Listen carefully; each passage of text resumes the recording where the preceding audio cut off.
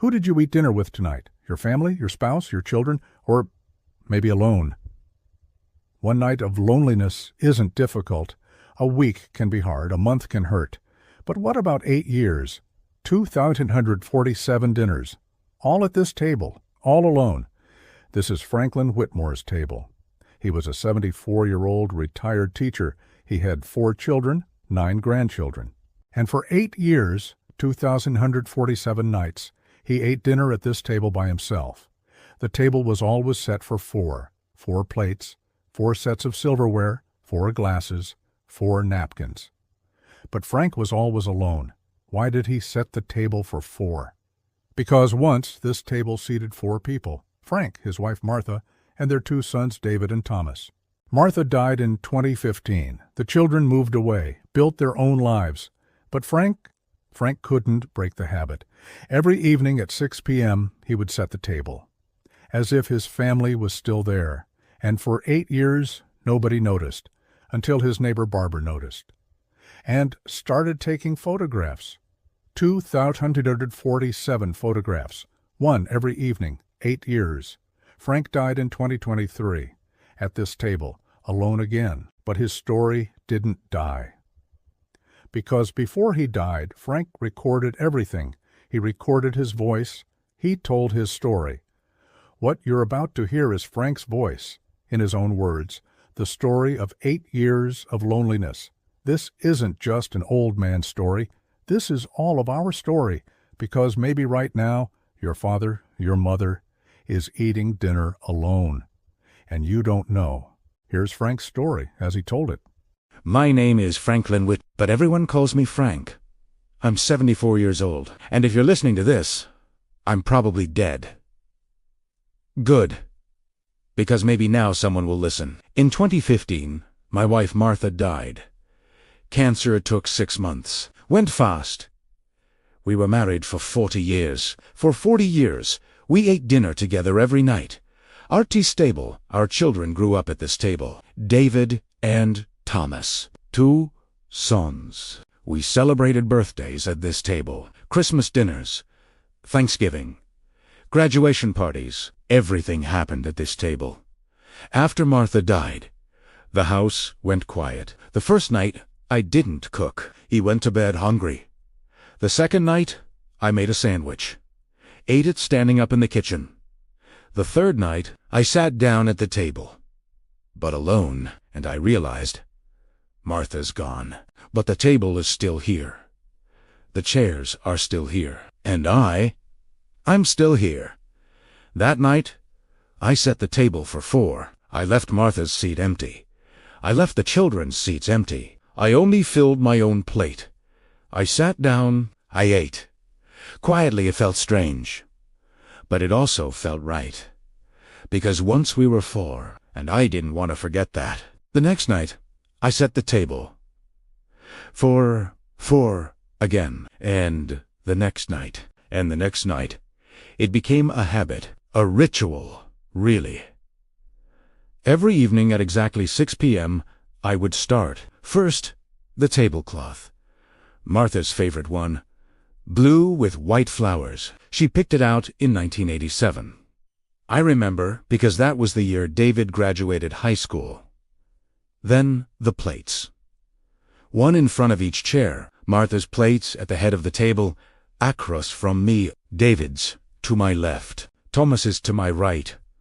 Then the silverware, fork on the left, knife and spoon on the right, the way Martha taught me when we first got married. Then the glasses, water glasses. Martha always insisted on water with dinner. Keeps you healthy, Frank, she'd say.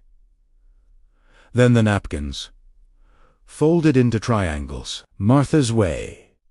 The whole process took exactly 12 minutes. I timed it once! 12 minutes to set a table for 4 people who would never sit at it. On Martha's plate, I would sometimes put her favorite teacup, the one with roses on it. I wouldn't fill it, but it needed to be there. On David's plate, I would sometimes make mashed potatoes, his favorite since he was 5 years old. I'd scoop a serving onto his plate. Then, after dinner, I'd throw it away, but I needed to make it.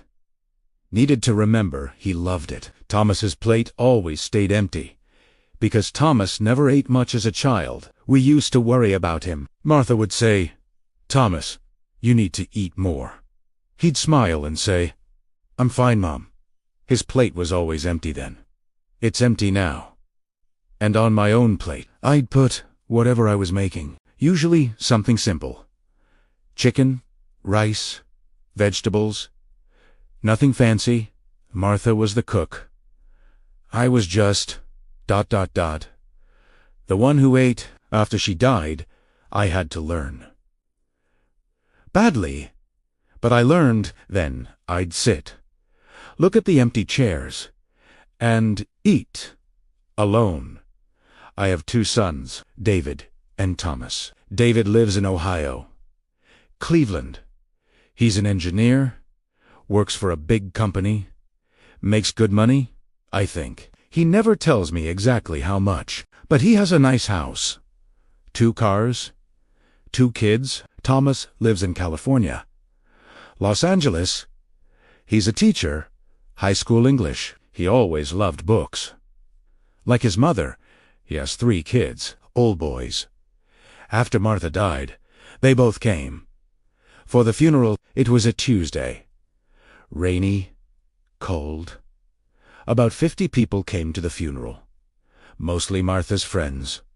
Some old colleagues from when I taught. A few neighbors. David and Thomas stood next to me. They wore black suits. They looked tired. After the funeral, we went back to the house. People brought food. Casseroles. Pies. Sandwiches. Too much food. You won't have to cook for weeks. Frank, someone said. They meant well. David and Thomas stayed for a week. They cleaned out Martha's closet, packed her clothes into boxers, donated them. They organized her papers, called her friends to tell them the news. They were efficient, helpful. But they didn't stay for dinner. Not on say. They'd say, "Dad, we grabbed something earlier," or "We're not hungry," or "We have calls to make." Always an excuse. On the last day, before they left, "Primera ma," the dinner, chicken, rice, vegetables. I set the table for 4. David looked at the table. "Dad, why did you set 4 places?" "Habit," I said. Thomas looked uncomfortable. "Dad, it's just the 3 of us now." "I know," I said. We ate quickly, silently. Martha's seat stayed empty. After dinner, they packed their bags. David hugged me. "Dad, are you going to be okay?" "I'll be fine," I said. "Are you sure?" "Because we can. I don't know. We can look into ... options." "Options? You know. Care facilities? Or someone to check on you?" "Or I'm fine," I said. "I don't need options. I'll be fine." Thomas hugged me. "Call us if you need anything, Dad. Anything at all." "I will. We love you." "I love you too." They left, and the house went quiet again. That night, I sat at the table, alone. 4 plates, 3 empty. And I thought, this is my life now. The first year was the hardest. Every evening at 6 p.m., I would set the table, 4, and every evening, I would remember Martha sitting across from me, telling me about her day. She worked at the library. She loved it. She'd tell me about the books people checked out, the children who came for story time, the regulars who'd been coming for 30 years. I'd listen, nod, ask questions. Now I sit, and there's no one to listen to. David would sit to my left. When he was a teenager, he'd complain about school, about teachers, about homework. Martha would say, "David, education is important." He'd roll his eyes, but he'd study, and he did well. Got a scholarship, became an engineer. Now his chair is empty. Thomas would sit to my right. He was quieter than David. He'd read during dinner sometimes. Martha would say, "Thomas, no books at the table." He'd smile and put the book down, but I'd catch him sneaking glances at it. Now his chair is empty too. The first year, I kept expecting them to call. "Hey, Dad, how are you?" "I'm fine. How are you?" "Good. Busy. Work is crazy. Kids are crazy. But good. That's good. We should visit soon. That would be nice." "Yeah. Soon. I promise." Soon never came. David called 3 times that first year, once in March, once in July, once at Christmas. Each call lasted about 5 minutes. Thomas called 4 times, once in February, once in June, once in September, once on my birthday in November. Each call lasted about 7 minutes. I counted. I don't know why I counted. But primera vez. Maybe because I wanted to know. Wanted to see if the calls were getting longer or shorter.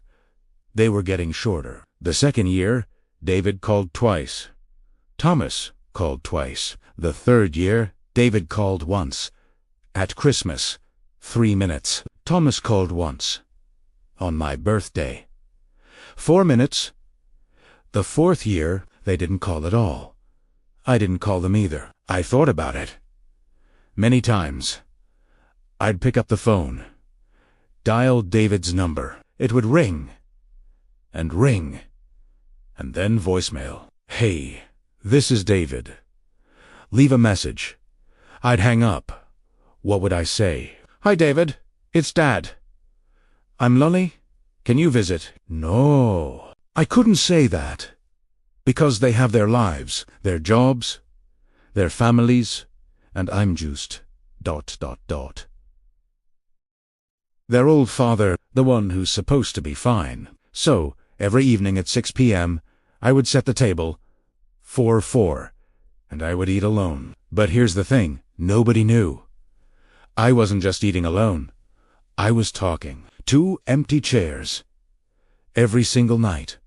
Martha's chair. I'd look at it and talk to her.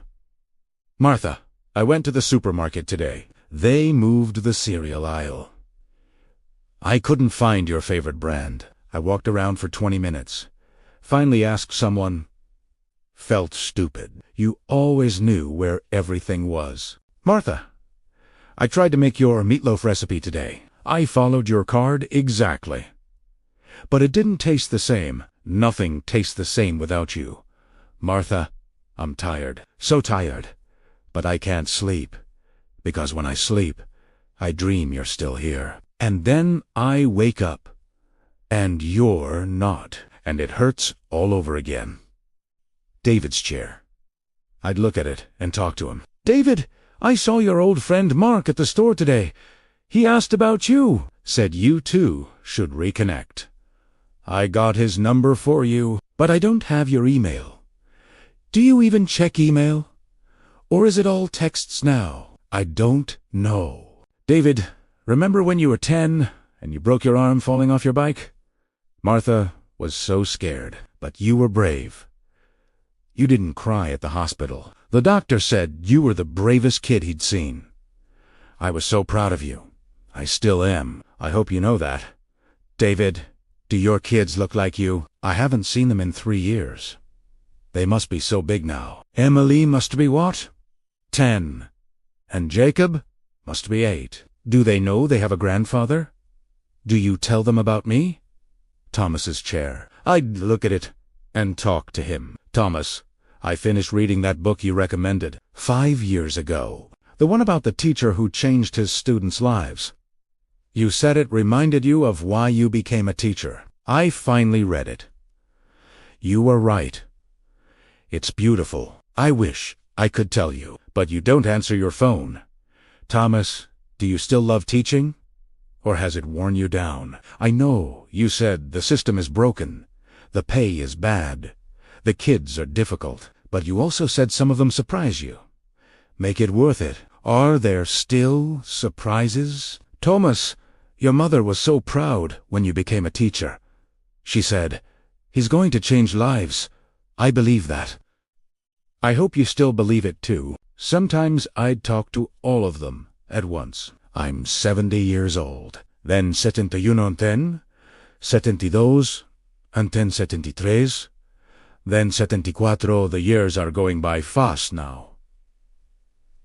Every birthday, I wonder, is this the last one? And every birthday, I sit here alone, and blow out candles alone, and make a wish alone. The same wish every year.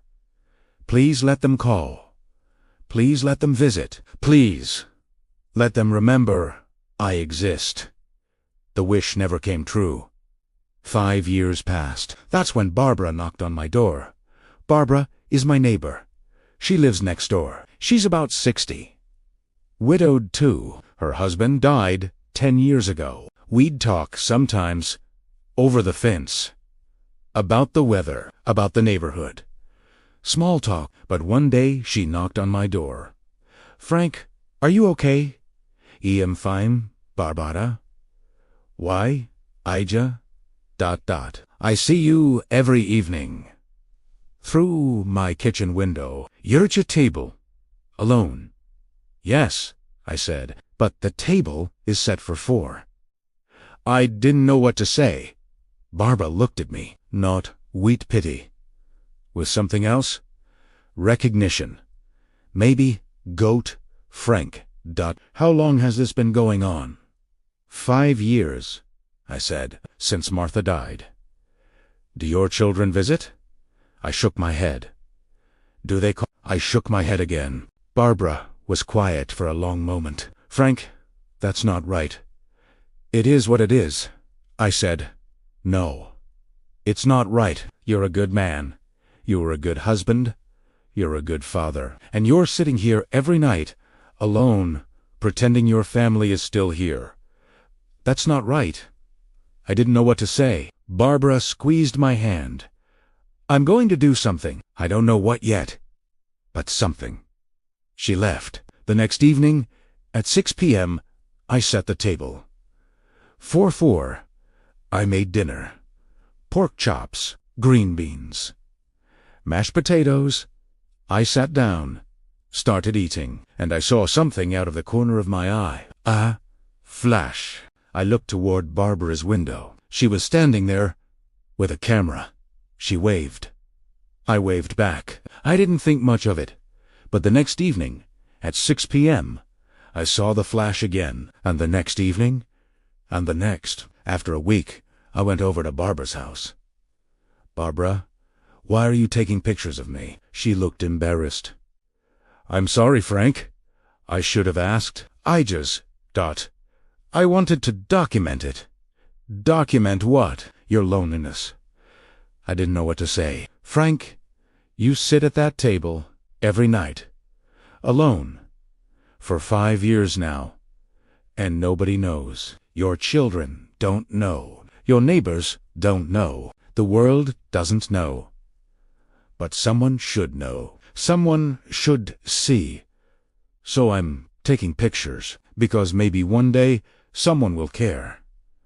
I went home, sat at the table, and I cried. For the first time in 5 years, I cried, because Barbara was right. Nobody knew. Nobody cared. But Barbara kept taking pictures. Every evening, for 3 more years, I didn't stop her. Because maybe she was right. Maybe someone should see. 6 years passed. 7 years passed. 8 years passed. Every evening, at 6 p.m., I set the table for 4. Every evening, I ate alone. Every evening, I talked to empty chairs. Every evening, Barbara took a photograph. 2,847 photographs. I didn't know the number then, but I know it now. In the 8th year, I got sick. It was Sudan. One day, I felt fine. The next day, I collapsed in the kitchen. Heart failure. I was in the hospital for a week. They ran tests, did procedures, gave me medications. The doctors said, Mr. Whitmore, you need to take it easy, and you need someone to help you. Do you have family? Yes, I said. 2 sons. Are they local? No. Ohio and California. Can they come help? I'll call them, I said. I called David, left a message. David, it's Dad. I'm in the hospital. St. Mary's. Heart problems. Nothing too serious, but they want me to stay a few days. Just wanted to let you know. Call me when you can.